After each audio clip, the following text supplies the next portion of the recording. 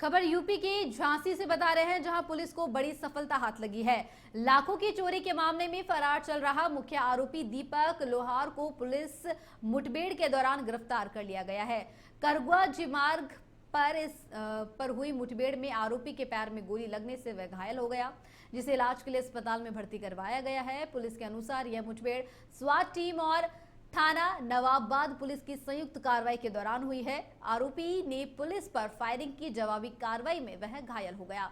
तो वही आरोपी दीपक लोहार ने जुलाई माह में नवाबाद थाना क्षेत्र के कोचा भवाड़ गांव में अपने साथियों के साथ मिलकर एक बड़ी चोरी की वारदात को अंजाम दिया था। मामले में उसके दो साथी पहले ही जेल जा चुके हैं, जबकि दीपक फरार चल रहा था। पुलिस ने आरोपी के पास से एक तमंचा, कारतूस, चोरी में प्रयुक्त मोटरसाइकिल, नकदी और चोरी का अन्य सामान भी बरामद कर लिया है। साथ ही पुलिस अधिकारियों का कहना है कि दीपक लोहार से पूछताछ के बाद चोरी के अन्य मामलों से जुड़े सुराग भी मिल सकते हैं।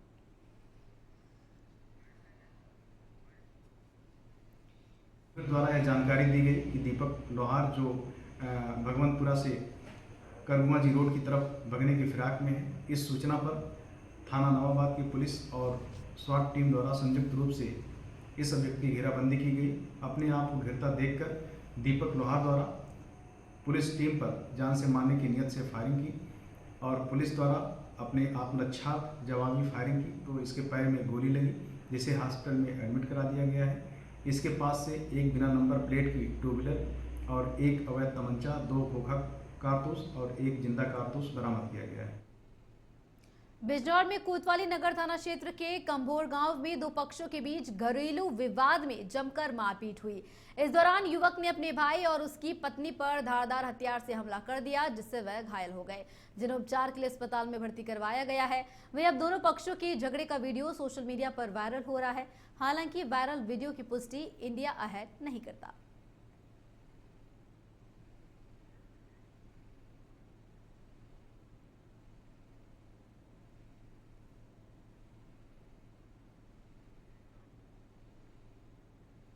और बता दें कि बिजनौर में घरेलू विवाद को लेकर के दो पक्षों में झगड़ा हो गया और झगड़ा धीरे धीरे मारपीट में तब्दील हो गया, जिसमें एक दंपत्ति जो है घायल हो गया है, जिन्हें अस्पताल में भर्ती करवाया गया है। बता दें कि दोनों पक्षों के झगड़े का वीडियो भी सोशल मीडिया पर वायरल हो रहा है।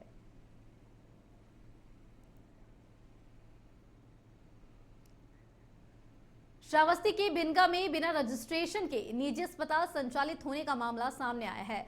दरअसल जब भंगा सीएचसी के अधीक्षक डॉक्टर सत्यशरण अंशिका पॉलीक्लिनिक का औचक निरीक्षण करने पहुंचे थे, जहां सिर्फ 2 आशा कार्यकर्ता मौजूद मिली। जानकारी के मुताबिक क्लिनिक में बिना डॉक्टर के ही गर्भवती महिलाओं की डिलीवरी कराई जा रही थी। वहीं अस्पताल के पास कोई वैध दस्तावेज भी नहीं मिले थे। और बता दें कि क्लिनिक में ही बिना डॉक्टर के ही गर्भवती महिलाओं की डिलीवरी कराई जा रही थी। ये मामला संज्ञान में आया, जिसके बाद वहां पर निरीक्षण के दौरान कार्रवाई अब की जा रही है। वहीं अस्पताल के पास कोई भी वैध दस्तावेज भी नहीं मिले हैं।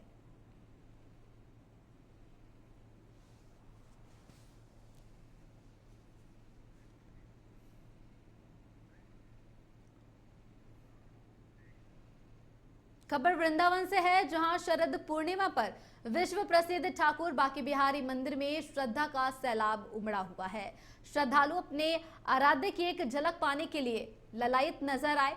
तो वहीं पुलिस प्रशासन की ओर से श्रद्धालुओं की सुरक्षा के पुख्ता इंतजाम भी किए गए हैं। इस खास अवसर पर ठाकुर जी को विशेष भोग लगाया जाता है। ठाकुर बांके बिहारी जी मंदिर में शरद पूर्णिमा के दिन सफेद वस्त्र धारण करते हुए ठाकुर जी अद्भुत दर्शन देते हैं। इस दिन का श्रद्धालु बेसब्री से इंतजार करते हैं। दूर दराज से लाखों की संख्या में श्रद्धालु दर्शन करने के लिए वृंदावन बांके बिहारी मंदिर पहुंचे हैं। मंदिर सेवायत गोपी गोस्वामी ने बताया कि शरदोत्सव का बड़ा पावन पर्व है, जो कि बांके बिहारी मंदिर में विशेष रूप से मनाया जाता है। मंदिर प्रांगण को सफेद गुब्बारों से सजाया गया है। भगवान ने श्वेत पोशाक जो है धारण कर रखी है, जो बड़ी ही सुशोभित लग रही है। ठाकुर जी को भोग में चंद्रकला और खीर का विशेष रूप से भोग लगाया जाता है। और ऐसी मान्यता है कि भगवान अपनी सखियों के साथ मंदिर में रास करने के लिए उतरते हैं। ऊपर मंदिर में चंद्रमा की रोशनी ठाकुर जी के मुखमंडल पर पड़ती है, तब महारास का भव्य आयोजन होता है।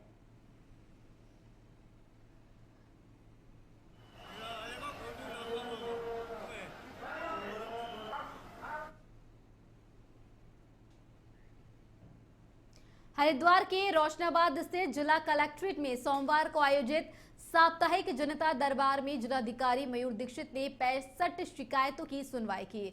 अधिकतर मामले राजस्व विभाग से जुड़े हुए थे, जिनमें भूमि पैमाइश और नामांतरण जैसी समस्याएं शामिल रहीं। इसके अलावा बिजली, राशन और अन्य विभागों से संबंधित शिकायतों पर भी कार्रवाई के निर्देश दिए गए हैं। जिलाधिकारी ने अधिकारियों को सभी मामलों का त्वरित और संतोषजनक समाधान सुनिश्चित करने के निर्देश दिए हैं और उन्होंने बताया कि मुख्यमंत्री पोर्टल पर दर्ज शिकायतों की नियमित समीक्षा की जा रही है। साथ ही आगामी 9 नवंबर को राज्य स्थापना दिवस की तैयारियों को लेकर के भी अधिकारियों के साथ बैठक कर दिशा निर्देश जारी किए गए हैं। प्रत्येक सोमवार की तरह आज भी जन सुनवाई आयोजित की गई थी, जिसमें कि अभी तक 65 शिकायतें दर्ज की गई हैं और इसके साथ ही सीएम हेल्पलाइन की जो शिकायतें दर्ज हुई थी उसका भी रिव्यू किया गया। और इसके अतिरिक्त 9 नवंबर को जो हमारा राज्य स्थापना दिवस है उसके क्रम में जो विभागों के द्वारा तैयारियां की गई हैं उसके भी हमने समीक्षा करी है। जो मुख्य रूप से शिकायतें आई हैं उसमें कुछ शिकायतें राजस्व विभाग से लेकर थी, जिसमें अवैध कब्जा या पैमाइश के प्रार्थना पत्र थे, और कुछ शिकायतें थी बिजली आदि के संबंध में थी, और कुछ शिकायतें राशन से संबंधित या फिर समाज कल्याण से संबंधित थी, जिसमें सभी डिपार्टमेंट्स को डायरेक्शंस दिए गए हैं। कई ऐसी शिकायतें थी जिनका मौके पर ही निस्तारण किया गया है, जिसमें कि विभागीय अधिकारियों द्वारा मौके पर ही उनकी। और अब खबर हरिद्वार से है, जहां मुख्यमंत्री पुष्कर सिंह धामी के ड्रग्स फ्री देवभूमि मिशन 2025 को सफल बनाने के लिए पुलिस की ओर से रावली महदूद गांव में चौपाल कार्यक्रम का आयोजन किया गया। एसएसपी हरिद्वार के आदेश पर आयोजित इस कार्यक्रम में पुलिस अधिकारियों ने ग्रामीणों को नशा मुक्ति समाज की दिशा में जागरूक किया। अधिकारियों ने साफ किया है कि नशे का कारोबार करने वालों या उनकी मदद करने वालों पर सख्त कार्रवाई की जाएगी। ग्रामीणों को नशा करने वालों की काउंसलिंग के लिए प्रेरित किया गया है और नशा बेचने वालों की सूचना पुलिस को देने का भी आग्रह किया गया है।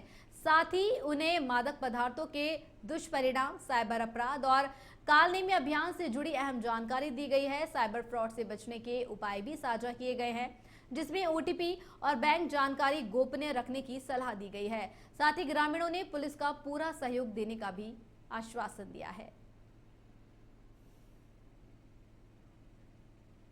हरिद्वार से खबर है, जहां त्योहारों की सीजन को देखते हुए मंगलौर पुलिस पूरी तरह से अलर्ट मोड पर नजर आ रही है।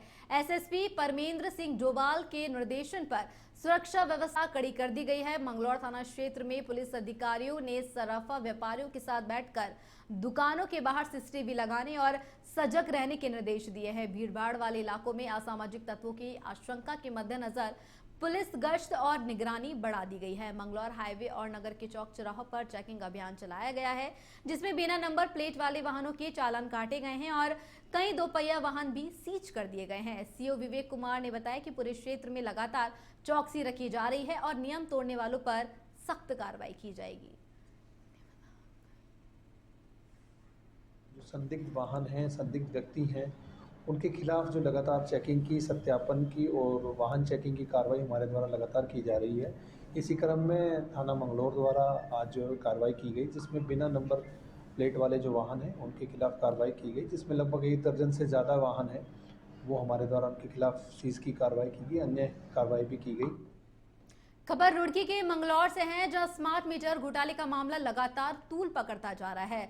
पुलिस जांच में बिजली घर में स्मार्ट मीटर से छेड़छाड़ कर बड़े पैमाने पर बिजली चोरी का खुलासा हुआ है।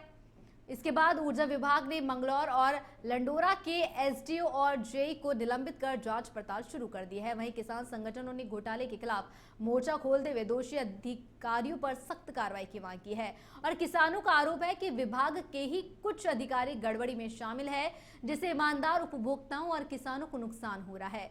किसानों ने चेतावनी दी है कि अगर जल्द कार्रवाई नहीं हुई तो वह सड़कों पर उतरकर आंदोलन करेंगे। ये जो बिजली चोरी का जो प्रकरण आया सामने कल, ये बहुत बड़ा एक गंभीर विषय है और ये बहुत बड़ा एक खेल है। इसमें ये जेई एसडीओ नहीं, इसमें बड़े बड़े अधिकारी भी संलिप्त होंगे, क्योंकि ये चोर तो बना रहे गरीब जनता को, किसान मजदूर को।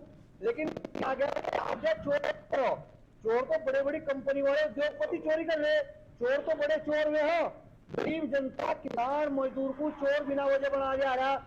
हमारा इस प्रकरण को कहना यह है कि जो भी अधिकारी इसमें दोषी हो, उन अधिकारियों को तुरंत सस्पेंड करा जाए और उनके खिलाफ मुकदमा दर्ज करके उन्हें जेल भेज दिया जाए और जितने भी करोड़ की बिजली चोरी करवाई उनकी संपत्ति बेचकर उसकी रिकवरी करी जा।